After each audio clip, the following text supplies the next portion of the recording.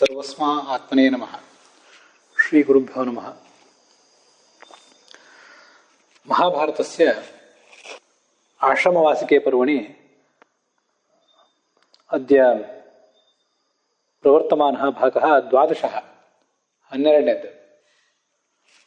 ತತ್ರ T R ಕೃಷ್ಣಾಚಾರ್ಯಾಣಾಂ ಪಾಠೆ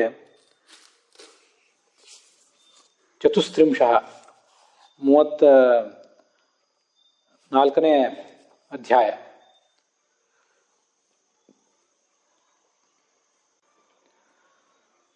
ವೈಷ್ಣವ ಪಾಠೆ 38ನೇ ಅಧ್ಯಾಯ.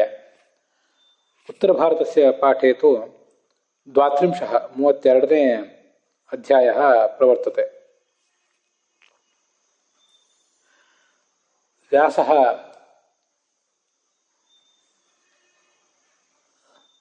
ಸರ್ವಾನಪಿ ಪಾಂಡವಾನ್ ಅನ್ಯಾಶ್ಚ ಮಹಿಳಾಃ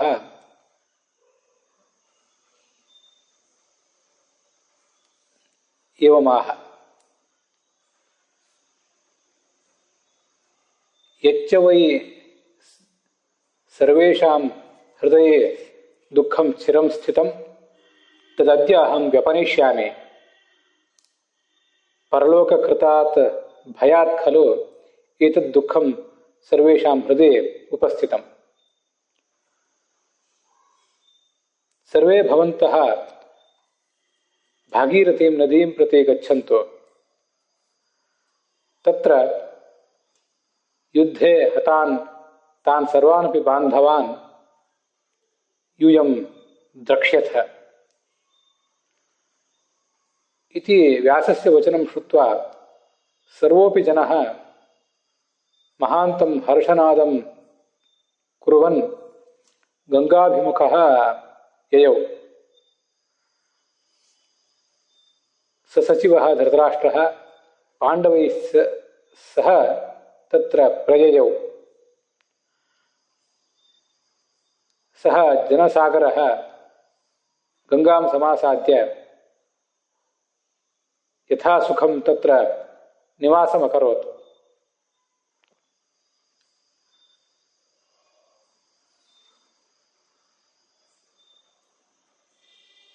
ಸಹ ದಿವಸಃ ಅಪಿ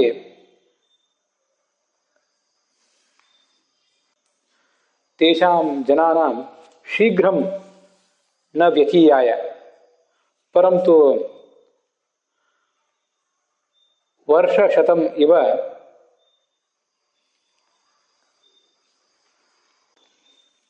ಅತೀವ ವಿಳಂಬೇನ ಗಚ್ಚತೀವ ಅಭಾಸತ. ರವಿಃ ಅಪಿ ಪುಣ್ಯಂ ಪಶ್ಚಿಮಂ ಗಿರಿವರಂ ಅಸ್ತನಾಮಕಂ ಅಭ್ಯಗಮತ್. ಅಪಿ ತತ್ರ ಸರ್ವೇಪ್ಯೇತೆ ಜನಾಃ ಕೃತಸ್ನಾನಾಃ ಕೃತ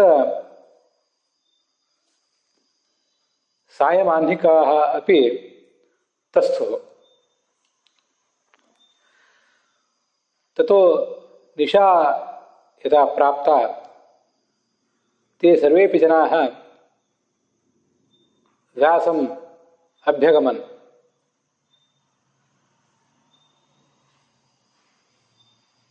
ಧೃತರಾಷ್ಟ್ರ ಮೊದಲಾದವರೆಲ್ಲರೂ ಕೂಡ ಅಲ್ಲಿ ಸ್ನಾನ ಮಾಡಿದರು ನದಿ ತೀರದಲ್ಲಿ. ವ್ಯಾಸರು ಅವರಿಗೆ ಈ ಅವರ ಮನಸ್ಸಿನಲ್ಲಿದ್ದಂಥ ದುಃಖವನ್ನೆಲ್ಲ ಕಳೀತೇನೆ, ಅವರಿಗೆ ಸತ್ತು ಹೋದಂಥ ಬಂಧುಗಳನ್ನೆಲ್ಲ ತೋರಿಸ್ತೇನೆ, ಅವರ ಸಂಶಯಗಳನ್ನು ಪರಿಹಾರ ಮಾಡ್ತೀನಿ ಅಂತೆಲ್ಲ ಹೇಳಿದರು.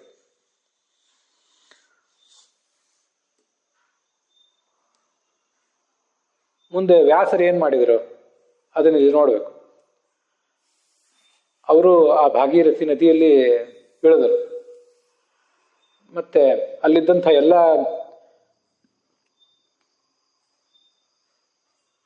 ಯೋಧರನ್ನ ಅವರೆಲ್ಲರನ್ನು ಕೂಡ ಕರೆದರು.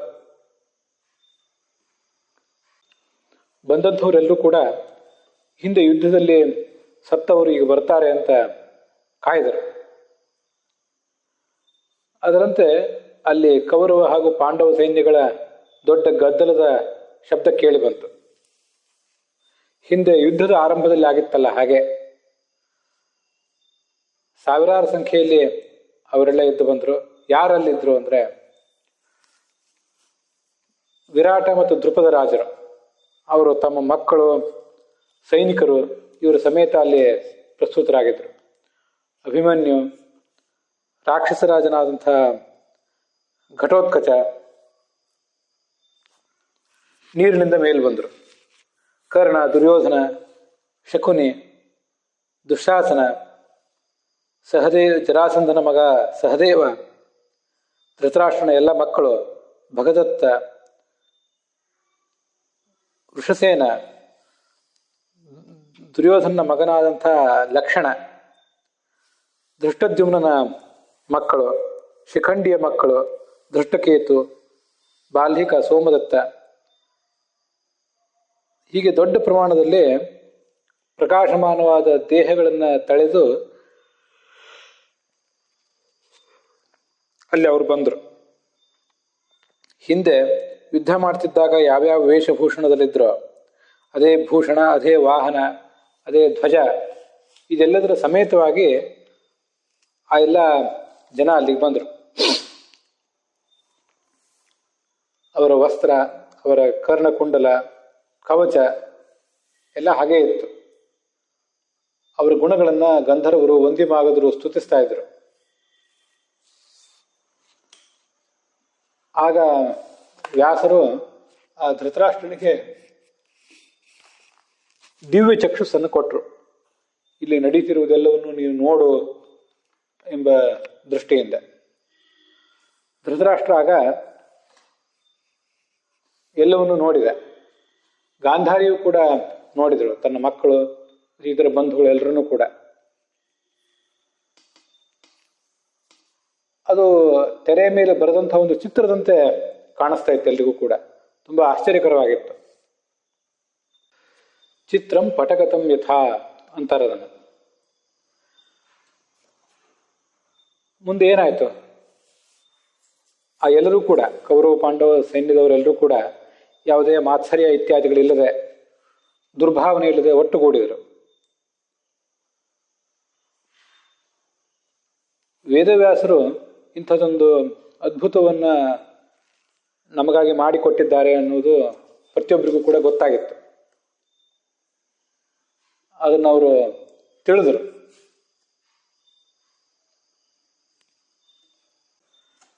ಪ್ರೇಮಪೂರ್ವಕವಾಗಿ ಪರಸ್ಪರ ಮಾತನಾಡಿದರು. ಕೆಲವು ಜನ ಮಕ್ಕಳು ಸತ್ತು ಹೋಗಿದ್ದವರು ತನ್ನ ತಂದೆ ತಾಯಂದ್ರ ಜೊತೆ ಸೇರಿದರು. ಸ್ತ್ರೀಯರು ಗಂಡಂದ್ರ ಜೊತೆಗೆ, ಒಡ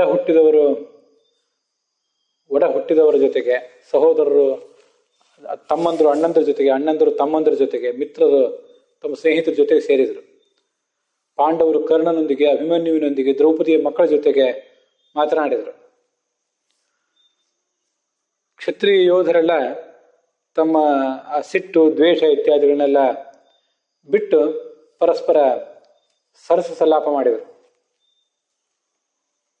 ತಾವೆಲ್ಲ ಸ್ವರ್ಗದ ಸದಸ್ಯರೇನೋ ಅನ್ನುವಂತೆ ಅವರಿಗೆ ಕಂಡು ಬಂತು. ನೃಪಾಹ ಸ್ವರ್ಗಸದೋ ಯಥಾ ಅಂತ. ಅವರಲ್ಲಿ ಯಾವುದೇ ರೀತಿಯಾದ ಉದ್ವೇಗ ಇರಲಿಲ್ಲ, ಭಯ ಇರಲಿಲ್ಲ, ದುಃಖ ಎಲ್ಲ ಹೋಯ್ತು. ಪ್ರತಿಯೊಬ್ಬರ ದುಃಖವೂ ಕೂಡ ಹೋಯ್ತು. ಒಂದು ರಾತ್ರಿ ಈ ಜೊತೆಯಲ್ಲಿ ಎಲ್ಲರೂ ಕೂಡ ಕಳೆದರು. ಮತ್ತೆ ಆಮಂತ್ರ್ಯ, ಅನ್ಯೋನ್ಯ ಆಶ್ಲಿಷ್ಯ, ಪರಸ್ಪರ ಆಲಿಂಗಿಸಿಕೊಂಡು ಮತ್ತೆ ಪರಸ್ಪರ ಹೋಗಿ ಬರ್ತೀನಿ ಅಂತ ಹೇಳಿ ಅವರೆಲ್ಲ ಅಲ್ಲಿಂದ ಹೊರಟು ಹೋಗ್ಬಿಟ್ರು. ತಥೋ ಜಗ್ಮೂರ್ ಯಥಾಗತಂ. ವ್ಯಾಸರು ಹೀಗೆ ತಮ್ಮ ತಪೋಬಲದಿಂದ ಅಷ್ಟೆಲ್ಲ ಜನರನ್ನ ಅಲ್ಲಿ ಕರೆಸಿದ್ರು. ಅವರೆಲ್ಲ ಹೊರಟು ಹೋಗ್ಬಿಟ್ರು. ಗಂಗಾ ನದಿ ನೀರಿನಿಂದ ಅವ್ರು ಹೊರಗೆ ಬಂದಿದ್ರು. ಅದರಂತೆ ಗಂಗಾ ನದಿ ನೀರಲ್ಲೇ ಮುಳುಗಿ ತಮ್ಮ ಲೋಕಕ್ಕೆ ಹೊರಟು ಹೋದರು. ಕೆಲವರು ದೇವಲೋಕಕ್ಕೆ ಹೋದ್ರು, ಕೆಲವರು ಬ್ರಹ್ಮಲೋಕಕ್ಕೆ, ಕೆಲವರು ವರುಣ ಲೋಕ, ಕೆಲವರು ಯಮಲೋಕ, ರಾಕ್ಷಸ ಲೋಕ, ಪಿಶಾಚ ಲೋಕ, ಹೀಗೆ ಎಲ್ಲ ಲೋಕಕ್ಕೂ ಹೊರಟೋಗ್ಬಿಟ್ರು. ಮುಂದೆ ಆ ವ್ಯಾಸರು ಗಂಡಂದ್ರನ್ನು ಕಳ್ಕೊಂಡಿದ್ದಂತಹ ವಿಧವೆಯರಾದಂಥ ಸ್ತ್ರೀಯರಿಗೆಲ್ಲ ಹೀಗೆ ಹೇಳಿದ್ರಂತೆ, ನೀವು ನಿಮ್ಮ ಗಂಡಂದ್ರು ಹೋಗಿರುವಂಥ ಲೋಕಕ್ಕೆ ಏನಾದರೂ ಹೋಗ್ಲಿಕ್ಕೆ ಬಯಸುವುದಾದರೆ ಗಂಗಾ ನದಿಯಲ್ಲಿ ಮುಳುಗಿರಿ, ನಿಮಗೂ ಸದ್ಗತಿ ಆಗ್ತದೆ ಅಂತ.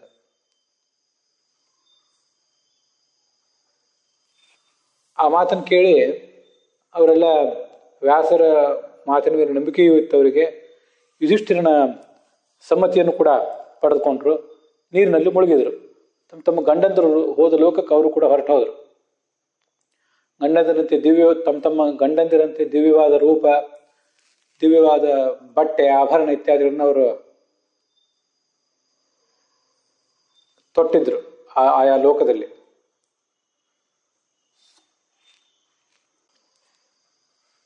ಹೀಗೆ ವ್ಯಾಸರು ಪ್ರತಿಯೊಬ್ಬರ ಕಾಮನೆಯನ್ನು ಕೂಡ ಈಡೇರಿಸಿದರು. ಇದು ವ್ಯಾಸರು ಇಂಥದ್ದೊಂದು ಅದ್ಭುತವಾದ ಕೆಲಸವನ್ನು ಮಾಡಿಕೊಟ್ರು ಅನ್ನೋದನ್ನು ಕೇಳಿ ಪ್ರತಿಯೊಬ್ಬರಿಗೂ ಬಹಳ ಆಶ್ಚರ್ಯ ಆಯಿತು.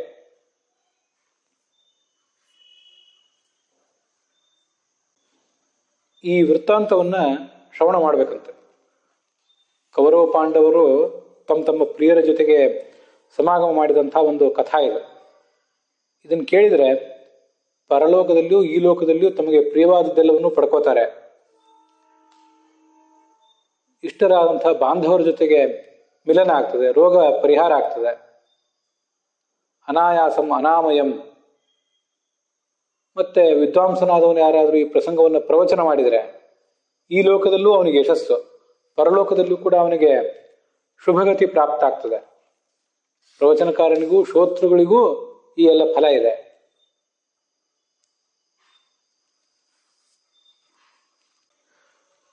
ಆಸ್ತಿಕರು ಶ್ರದ್ಧೆಯಿಂದ ಇದನ್ನು ಕೇಳಿದರೆ, ಅದಕ್ಕೆ ತಕ್ಕಂತೆ ದಾನ ಇತ್ಯಾದಿಗಳನ್ನೆಲ್ಲವನ್ನು ಮಾಡಿದರೆ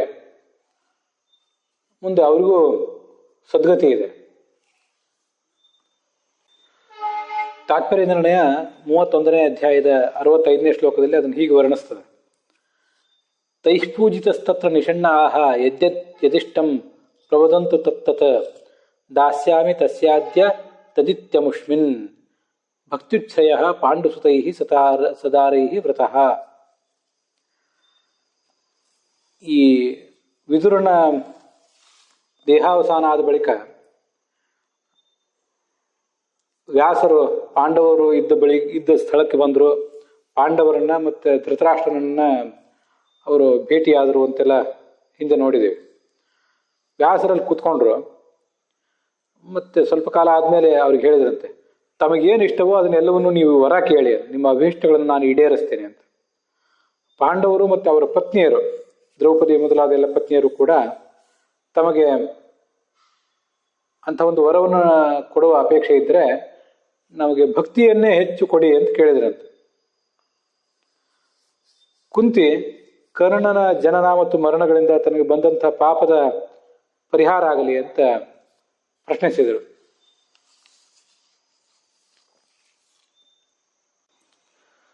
ಹೀಗೆ ಕುಂತಿಗೂ ಮತ್ತು ಪಾಂಡವರಿಗೆ ವೇದವ್ಯಾಸರು ಅಭೀಷ್ಟಗಳನ್ನು ಈಡೇರಿಸಿದಾಗ ಧೃತರಾಷ್ಟ್ರ ಮತ್ತು ಗಾಂಧಾರಿ ಪರಸ್ಪರ ಸಮಾಲೋಚನೆ ಮಾಡಿ ಹೇಳಿದ್ರಂತೆ, ವೈಚಿತ್ರ್ಯವೀರ್ಯ ಸಹ ಭಾರ್ಯ ಇವ ಸಂಮಂತ್ರಿಯ. ಏನದು, ಯುದ್ಧದಲ್ಲಿ ಸತ್ತವರೆಲ್ಲರನ್ನೂ ನಾನು ನೋಡಬೇಕು ಅಂತ ವರ ಕೇಳಿದಂತೆ. ಅವರೆಲ್ಲ ಕ್ಷಣದಲ್ಲಿ ಸ್ವರ್ಗಲೋಕದಿಂದ ಬಂದರು, ವೀರ ಸ್ವರ್ಗದಿಂದ ಜನ ಎಲ್ಲ ಬಂದರು. ವೇದವ್ಯಾಸರು ಧೃತರಾಷ್ಟ್ರನಿಗೆ ದಿವ್ಯ ದೃಷ್ಟಿ ಕೊಟ್ಟಿದ್ರು. ಯುದ್ಧದಲ್ಲಿ ಮೃತರಾದವರೆಲ್ಲ ಗಂಗಾ ನದಿಯ ಪ್ರವಾಹದಿಂದ ಮೃತರಾದವರೆಲ್ಲ ಎದ್ದು ಬಂದರು ಮತ್ತು ಗಂಗಾ ನದಿಯನ್ನೇ ಸೇರಿ ಹೋದರು ಅಂತ ಏನು ವರ್ಣನೆ ಇದೆಯಲ್ಲ, ಅದು ತಾತ್ಪರ್ಯ ನಿರ್ಣಯದಲ್ಲಿ ಕಾಣಿಸೋದಿಲ್ಲ. ಹಾಗಾಗಿ ಆಚಾರ್ಯರಿಗೆ ಆ ಎಲ್ಲ ಮೃತರ ಸಮೂಹ ಗಂಗಾ ನದಿಯೊಳಗಿಂದ ಎದ್ದು ಬಂದು ಗಂಗಾ ನದಿಯೊಳಗೆ ಹೊರಟೋಯಿತು ಅನ್ನುವುದು ಆಚಾರ್ಯರಿಗೆ ಪ್ರಾಯ ಸಮ್ಮತ ಇಲ್ಲ. ಪಾಂಡವರು ಮತ್ತು ಧೃತರಾಷ್ಟ್ರ ವೇದವ್ಯಾಸರು ಇದ್ದ ಜಾಗಕ್ಕೆ ಅವರೆಲ್ಲ ಬಂದರು ಇಷ್ಟೇ, ಮತ್ತು ಹಾಗೆ ಹೊರಟು ಹೋದರು.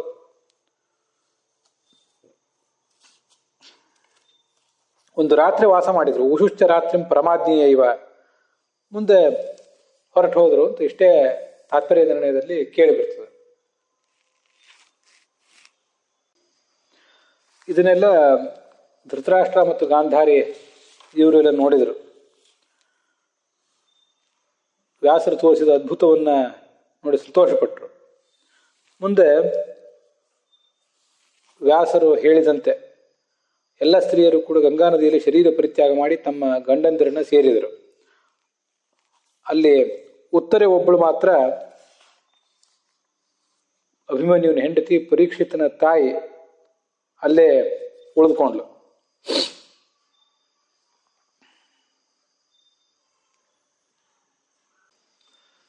ಜನಮೇಜಯ ವೈಶಂಪಾಯನರ ಮೂಲಕ ಈ ಕಥೆಯನ್ನು ಕೇಳ್ತಾ ಇದ್ದಾನಲ್ಲ, ಅವನು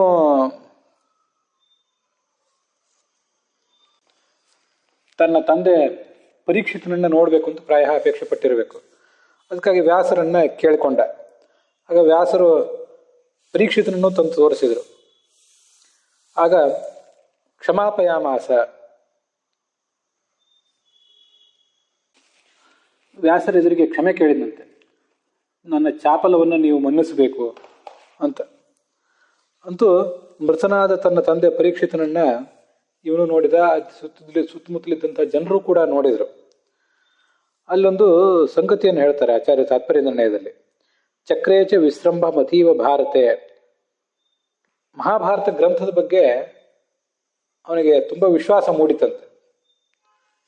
ಮಹಾಭಾರತದಲ್ಲಿ ಹಿಂದೆ ವರ್ಣಿತವಾದದ್ದೆಲ್ಲವೂ ಕೂಡ ನಡೆದದ್ದು ಹೌದೋ ಇಲ್ವೋ ಅಂತ ಅವನಿಗೆ ಸಂಶಯ ಇತ್ತೋ ಇಲ್ಲೋ, ವಿಶ್ವಾಸವೇ ಇದ್ದಿರಬೇಕು. ದೊಡ್ಡ ಚೇತನ ಅವನು. ಆದರೂ ಹೆಚ್ಚಿನ ವಿಶ್ವಾಸ ಇದರಿಂದ ಮೂಡಿತು ಅಂತ ನಾವು ತಿಳ್ಕೊಳ್ಬೇಕು. ಈ ಜನಮೇಜಯನಿಗೆ ಪರೀಕ್ಷಿತನನ್ನು ವ್ಯಾಸರನ್ನು ತೋರಿಸಿದ ಘಟನೆ ಮಹಾಭಾರತದಲ್ಲಿ ಇದ್ದಂತೆ ಕಾಣಿಸೋದಿಲ್ಲ, ಅಥವಾ ಈಗ ಎಲ್ಲರೂ ಹೋಗಿದೆಯೋ, ಎಲ್ಲ ಪಾಠದಲ್ಲೂ ನನಗೆ ಕಾಣಲಿಲ್ಲ ಅದು. ಅಂತೂ ಪರಲೋಕ, ಸ್ವರ್ಗ, ನರಕ, ದೇವರು, ಪುನರ್ಜನ್ಮ, ಆತ್ಮನ ನಿತ್ಯತ್ವ, ಈ ಎಲ್ಲ ಸಂಗತಿಗಳನ್ನು ನಮಗೆ ಸ್ಪಷ್ಟ ಮಾಡುವುದಕ್ಕಾಗಿ ವ್ಯಾಸರು ನಿಮ್ಮೆಲ್ಲರ ಸಂಶಯಗಳನ್ನು ಪರಿಹರಿಸ್ತೇನೆ ಅಂತ ಹೇಳಿದ್ರು. ಅಂತ ಮಹಾಕಾರ್ಯ ಅವರಿಂದಲೇ ನಡಿಬೇಕಾದದ್ದು. ಮೂಲಭೂತ ಗುರು ಸರ್ವಜನಾನಾಂ ಪುರುಷೋತ್ತಮ ಅಂತ ಭಾಗವತ ತಾತ್ಪರ್ಯ ಹೇಳ್ತದೆ. ಸಕಲ ಜಗತ್ತಿಗೂ ಕೂಡ ಅವರು ಮೂಲಭೂತ ಗುರುಗಳು ಈ ಭಗವಂತ. ಪ್ರಾಯ ಪರೀಕ್ಷಿತನಿಗೆ, ಈ ಜನಮೇಜಯನಿಗೆ ವ್ಯಾಸರು ಜನಮೇಜಯನನ್ನ ತೋರಿಸಿದ, ಪರೀಕ್ಷಿತ ರಾಜನನ್ನು ತೋರಿಸಿದಂಥ ಘಟನೆ, ಮಗನಿಗೆ ತಂದೆಯನ್ನು ತೋರಿಸಿದಂಥ ಘಟನೆ ಮುಂದೆ ಮಹಾಭಾರತದಲ್ಲಿ ಬರ್ತದೆ. ನಾವೀಗ ನೋಡ್ತಾ ಇರುವಂಥ ಭಾಗದಲ್ಲಿ ಅದು ಕಾಣಿಸೋದಿಲ್ಲ, ಪ್ರಾಯ ಮುಂದೆ ಅದು ಬರ್ತದೆ ಅಂತ ಕಾಣಿಸ್ತದೆ. ಕೇವಲ ಪರೀಕ್ಷಿತನನ್ನು ಮಾತ್ರ ಅಲ್ಲ, ಅವನ ಮಂತ್ರಿ ಪರಿವಾರ ಶೃಂಗಿ, ಶಮೀಕ, ಪರೀಕ್ಷಿತನಿಗೆ ಶಾಪ ಕೊಟ್ಟಂಥ ಋಷಿ, ಅವರೆಲ್ಲರನ್ನೂ ಕೂಡ ವ್ಯಾಸರು ತೋರಿಸಿದರು ಅಂತ ಅಲ್ಲಿ ವರ್ಣನೆ ಕೇಳಿ ಬರ್ತದೆ.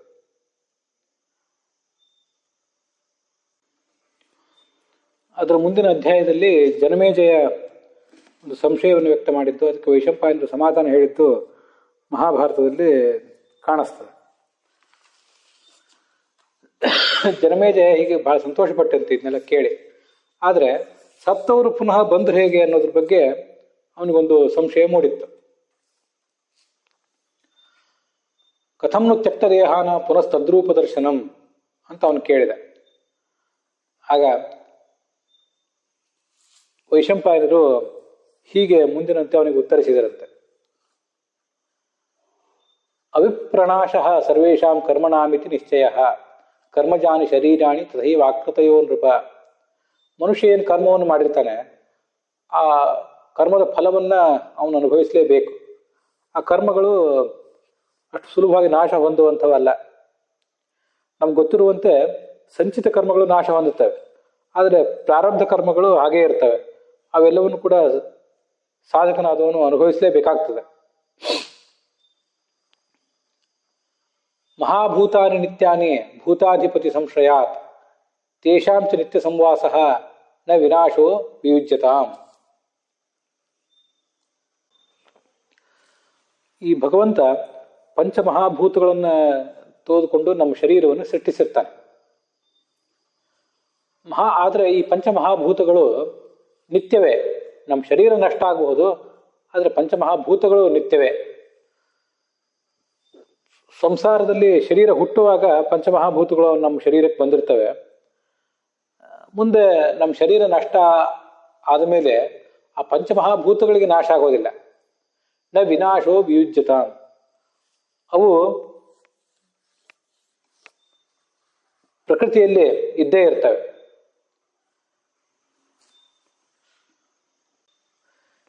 ಜೀವ ಕರ್ಮವನ್ನು ಮಾಡುವಾಗ ಬಹಳ ಎಚ್ಚರದಿಂದ ಮಾಡಬೇಕು.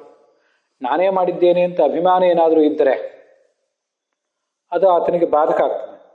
ಆದರೆ ನಾನು ಮಾಡಿದ್ದೇನೆ ಅನ್ನುವ ಅಭಿಮಾನವಿಲ್ಲದೆ ಅವನು ಅನಾಯಾಸವಾಗಿ ಸುಲಲಿತವಾಗಿ ಆ ಕರ್ಮವನ್ನು ಮಾಡಿದರೆ ಅದು ಆತನಿಗೆ ಮುಕ್ತಿ ಫಲದಾಯಕ ಆಗ್ತದೆ.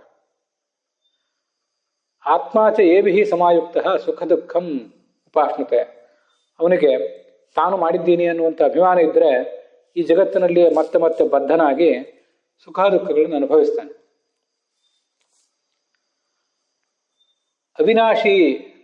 ಅವಿನಾಶ್ಯ ತಥಾಯುಕ್ತ. ಹೀಗೆ ಜೀವನಿಗೆ ಅನೇಕ ಏರುಪೇರುಗಳಿವೆ, ಹೌದು. ಆದರೆ ಅವನು ಅವಿನಾಶ್ಯನೇ, ಮೂಲತಃ ಅವನಿಗೆ ನಾಶ ಇಲ್ಲ. ಭೂತಾನಾಂ ಆತ್ಮಕೋ ಭಾವ ಯಥಾಸೌ ನ ವಿಯುಜ್ಯತೆ. ಆದರೆ ಈ ಜಗತ್ತಿನಲ್ಲಿದ್ದಾಗ ಅವನಿಗೆ ಈ ಪಂಚಮಹಾಭೂತಗಳಿಂದ ಕೂಡಿದ ಶರೀರವೇ ತಾನು ಅನ್ನುವಂಥ ಅಭಿಮಾನ ಬಂದ್ಬಿಟ್ಟಿರ್ತದೆ. ಆ ದೇಹಕ್ಕಿಂತ ಹೊರತಾಗಿ ಅವನಿಗೆ ಜೀವಿಸಲಿಕ್ಕೆ ಸಾಧ್ಯ ಆಗೋದಿಲ್ಲ, ಆಲೋಚಿಸಲಿಕ್ಕೂ ಸಾಧ್ಯ ಆಗೋದಿಲ್ಲ. ಯಾವನ್ನ ಕ್ಷೀಯತೆ ಕರ್ಮ ತಾವತ್ತಸ್ಯ ಸ್ವರೂಪತ. ನಮ್ಮ ಪ್ರಾರಬ್ಧ ಕರ್ಮಗಳು ಇನ್ನೂ ಮುಂದುವರಿಯುವ ತನಕವೂ ಮತ್ತೆ ಮತ್ತೆ ಇಂಥ ಶರೀರಗಳನ್ನು ತಾಳಲೇಬೇಕಾಗ್ತದೆ. ಕ್ಷೀಣಕರ್ಮ ನರೋಲೋಕೆ ರೂಪಾನ್ಯತ್ವಂ ನಿಯಚ್ಯತೆ. ಯಾವಾಗ ಈತನ ಪ್ರಾರಬ್ಧ ಕರ್ಮ ಎಲ್ಲ ಕ್ಷೀಣ ಆಗ್ತಾವೋ ಆಗ ಅವನು ಈ ಭೌತ ದೇಹವನ್ನು ತೊರೆದು ತನ್ನ ಸ್ವರೂಪ ದೇಹದಿಂದ ಮುಕ್ತಿಯಲ್ಲಿ ಮುಂದುವರಿತಾನೆ.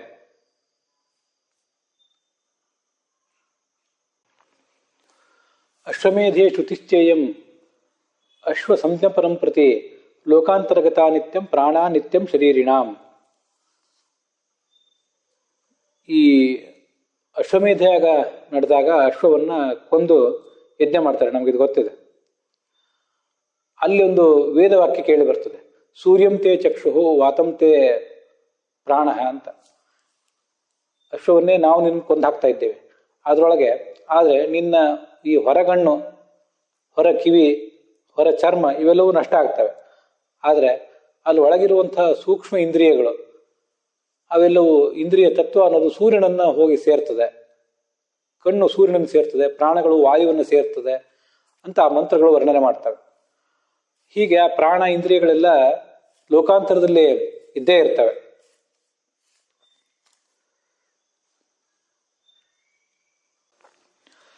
ಇಲ್ಲೊಂದು ವಿಷಯವನ್ನು ನಿನಗೆ ಹೇಳ್ತಿದ್ದೀನಿ ಅಂತ ಹೇಳ್ತಾರೆ ವೈಶಂಪಾಯನರು ಜನಮೇಜಯನಿಗೆ.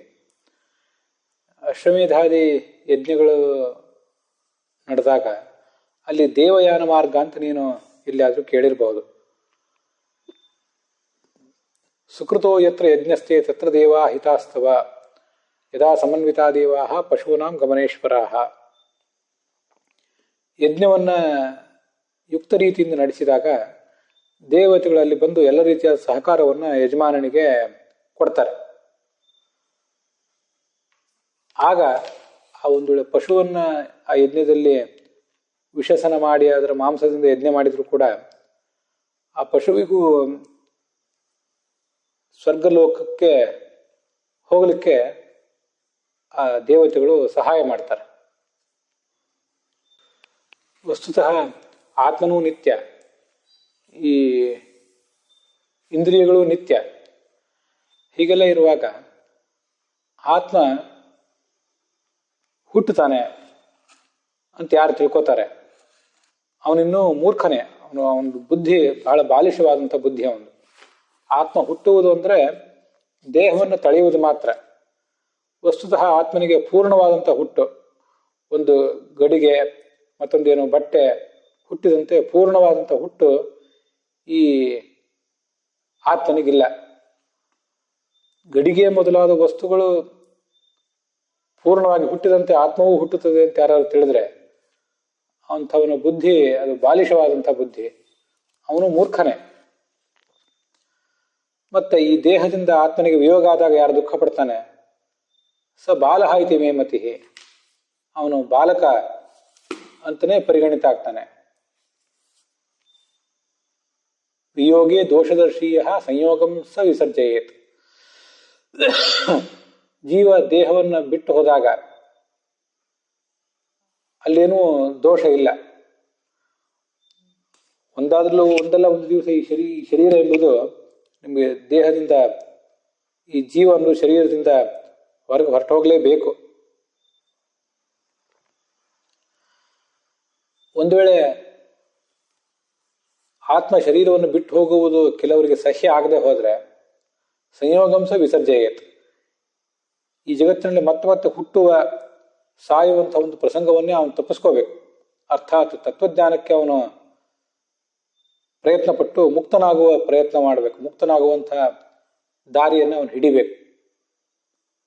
ಇಲ್ಲದೆ ಹೋದರೆ ದುಃಖ ಕಟ್ಟಿಟ್ಟು ಬುತ್ತಿ.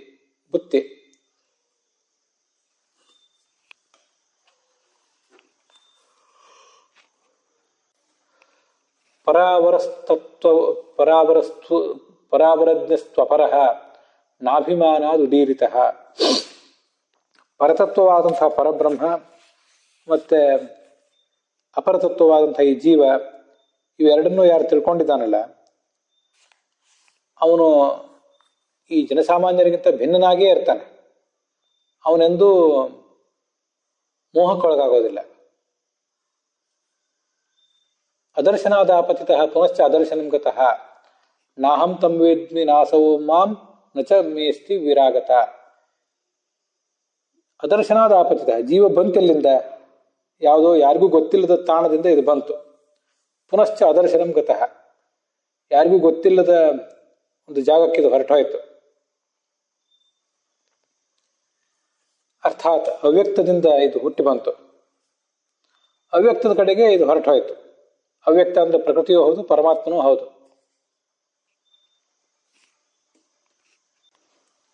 ಒಬ್ಬ ಸಾಧಕ ಹೀಗೆ ಆಲೋಚನೆ ಮಾಡಬೇಕಂತೆ, ನಾಹಂ ತಂ ವೇದ್ಮಿ, ಯಾರು ನನ್ನ ಈ ಹುಟ್ಟಿಗೆ ಕಾರಣ ಅದು ನನಗೆ ಗೊತ್ತಿಲ್ಲ. ಮಾಂ ನಚ ನಾಸೋ ಮಾಂ ನಚ, ಅವನು ಕೂಡ ನಾನ್ಯಾರು ಅಂತ ತಿಳಿದಿಲ್ಲ ಅಂತ ಇಲ್ಲಿ ತಾತ್ಪರ್ಯ ಕಂಡು ಬರ್ತದೆ. ನಾನು ನಮ್ಮೆಲ್ಲರ ಹುಟ್ಟಿಗೆ ಕಾರಣ ಅಂತ ಪರಮಾತ್ಮನ ತಿಳಿದಿಲ್ಲ ಅಂದ್ರೆ ಅದು ನಮಗೆ ಮನವರಿಕೆ ಆಗಬೇಕಾದಂಥ ಸಂಗತಿ. ಆದರೆ ಆ ಪರಮಾತ್ಮ ಅಥವಾ ಅವ್ಯಕ್ತವು ಕೂಡ ನನ್ನನ್ನು ತಿಳಿದಿಲ್ಲ ಅಂತ ಹೇಳುವುದೇನಿದೆಯಲ್ಲ, ಅದು ನಮ್ಮ ಮನಸ್ಸಿಗೆ ಮನವರಿಕೆ ಆಗೋದಿಲ್ಲ. ಪರಮಾತ್ಮ ನಮ್ಮನ್ನು ಯಾಕೆ ತಿಳಿದಿಲ್ಲ ಅನ್ನೋದು ನಮಗೆ ಸಮಾಧಾನ ಕೊಡುವಂಥ ವಿಷಯ ಅಲ್ಲ. ಪರಮಾತ್ಮ ನಮ್ಮನ್ನು ತಿಳಿದಿಲ್ಲ ಅಂದ್ರೆ ನಮ್ಮ ಬಗ್ಗೆ ಆತ ವಿಶೇಷವಾದ ಅಭಿಮಾನವನ್ನೇನೂ ಇಟ್ಟಿಲ್ಲ. ಅನೇಕ ಜನ ಸಾಯುವವರಿದ್ದಾರೆ ಈ ಜಗತ್ತಿನಲ್ಲಿ, ಅನೇಕ ಜನ ಬದುಕುವವರಿದ್ದಾರೆ. ಈ ಒಂದು ನಿರ್ದಿಷ್ಟ ಜೀವದ ಬಗ್ಗೆ, ಇವತ್ತು ಹುಟ್ಟುವಂತಹ ನಾಳೆ ಸಾಯುವಂತಹ ಈ ಜೀವದ ಬಗ್ಗೆ ಪರಮಾತ್ಮ ಹೆಚ್ಚಿನದೇನೋ ಅಭಿಮಾನವನ್ನು ತಳೆದಿಲ್ಲ, ಹೆಚ್ಚಿನ ನಿರೀಕ್ಷೆಯನ್ನೇನು ಇಟ್ಕೊಂಡಿಲ್ಲ. ಲೌಕಿಕವಾದಂಥ ಯಾವುದೇ ಸಾಧನೆಯನ್ನು ಈತ ಮಾಡಬೇಕು ಅಂತನ್ನೋದನ್ನು ಪರಮಾತ್ಮ ಆಲೋಚಿಸಿಲ್ಲ. ಅಲೌಕಿಕವಾದ್ದನ್ನು ಈತ ಮಾಡಿದರೆ ಈ ಜಗತ್ತಿಗೆ ಜೀವನನ್ನ ಪರಮಾತ್ಮ ತಂದದ್ದಕ್ಕೆ ಒಂದು ಸಾರ್ಥಕ್ಯ ಇದೆ.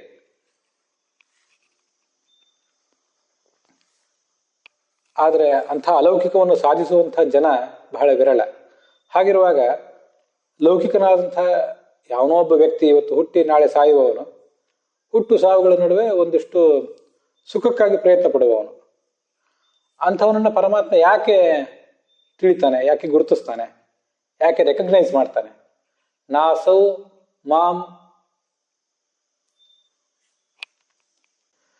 ವೇತ್ತಿ, ಅವನು ಆ ಪರಮಾತ್ಮ ನಮ್ಮನ್ನು ತಿಳಿದಿಲ್ಲ ಅಂದ್ರೆ ನಮ್ಮನ್ನು ಅವನು ರೆಕಗ್ನೈಸ್ ಮಾಡುವುದಿಲ್ಲ, ಪರಿಗಣನೆಗೆ ತಗೊಳ್ಳೋದಿಲ್ಲ ಅಂತ ಹೀಗೆ ಅರ್ಥ ಹೇಳೋದು ಒಳ್ಳೆಯದು. ಜೀವ ಅನೇಕ ಕರ್ಮಗಳನ್ನು ಮಾಡ್ತಾನೆ.